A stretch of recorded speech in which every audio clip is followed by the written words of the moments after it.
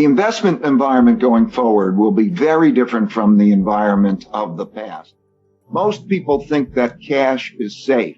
Cash is the least safe investment. It just doesn't have the same volatility to it. In 1945, we began a new world order. 1944, we created a new monetary system, the Bretton Woods monetary system. And then we created that new world order. And that created a bull markets in stocks and an American world order for the most part. There's a cycle that we're used to, in which whenever you have an economic downturn, the central bank hits the gas and can create debt expansion, and that produces an increase in demand. And that happens in three phases of the cycle. Normally, it's interest rates. You lower interest rates and the economy turns up. But when you hit zero interest rates, which happened in 1932, debt crisis, 1932, we hit zero interest rates. Then you go to the second type of monetary policy in which central banks print money and buy financial assets to add liquidity. And those purchases, those sellers of bonds who get the cash, go out and they buy other financial assets, and we have the process going through. And that's the second type of monetary policy. So the only two times that happened was 2008 to 9, 1929 to 1932, zero interest rates, print money, monetization. That'll carry you so far. And then there's what I call monetary policy 3, which means that that money does not trickle down to the population and go all the places that it's needed to go. In other words, the coordination between fiscal and monetary policy so that the central bank is buying assets of a different sort, a wide range of assets producing liquidity, and also having the effect of buying government debt and monetizing it. And that's the late cycle of an expansion. That's what's driving the markets now. That's what's driving the economy now. For example, today, the Federal Reserve and the government is creating the liquidity that we're seeing in the markets. And it has big implications for the value of money. What is the value of money? Where does money go? Cash is going to be a poor investment. So that's the character of the environment, which means that if you look at the returns of asset classes and you take cash, isn't it an interesting world when you have zero or negative interest rates? And then there's the desire to create a spread so that short-term rates are lower than long-term rates. And there's so much liquidity.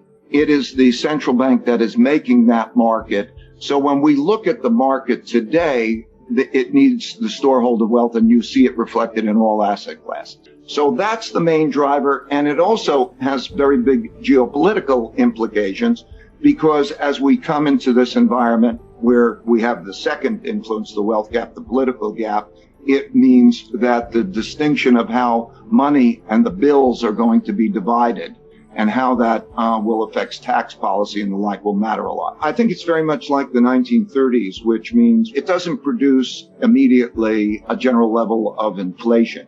It negates deflationary pressures. And what it does is it produces currency depreciations over a period of time. In the 1930s, all currencies in the early 30s depreciated in relationship at that time in relationship to gold. And so what we see is the same kind of thing happening without a general level of inflation, but not just gold. It goes into other storeholds of wealth and stock, particularly certain types of stocks. So very much the same as 1933. In 1933, March of 1933, Franklin Roosevelt severed the connection with gold, printed money, and made money available. And that was the exact bottom in the stock market. Very similar to April 9th when Federal Reserve and the Treasury did the same thing. So that goes into other assets such as stocks and so on, and creates a reflation. It is necessary to be done because the consequences of not doing it are unacceptable. The wealth gap and so on. We're in a situation where every individual, every company, every government has a certain amount of revenue, a certain amount of expenses, and a certain balance sheet.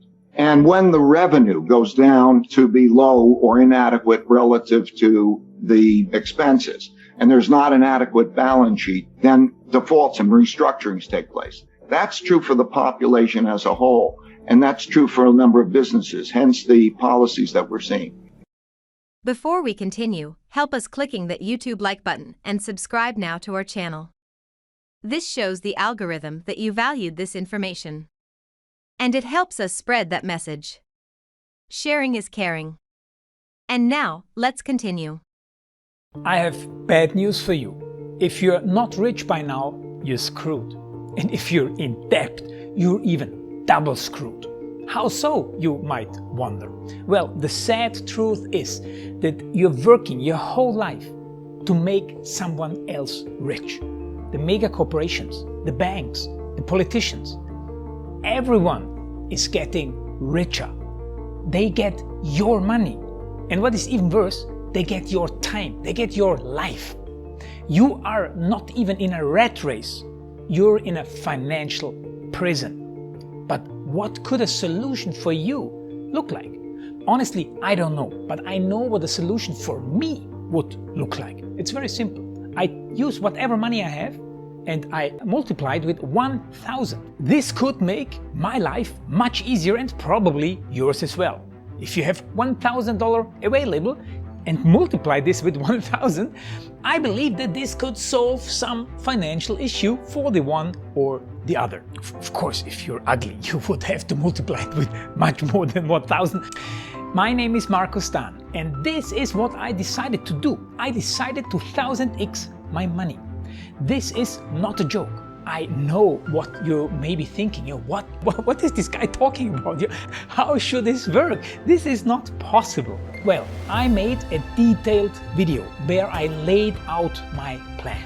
And some clever folks might even want to look at this plan and copy it and do exactly what I do. This is just a little hint on the side. You have two options. You leave, you forget what you have seen. You do whatever you're doing and you hope that somehow you get some other results. Good luck with that. Or you click the link below the video. You enter your email address because I'm not showing this to everybody. You at least watch my video on how I plan to 1000x my money. The choice is yours. Make the right choice.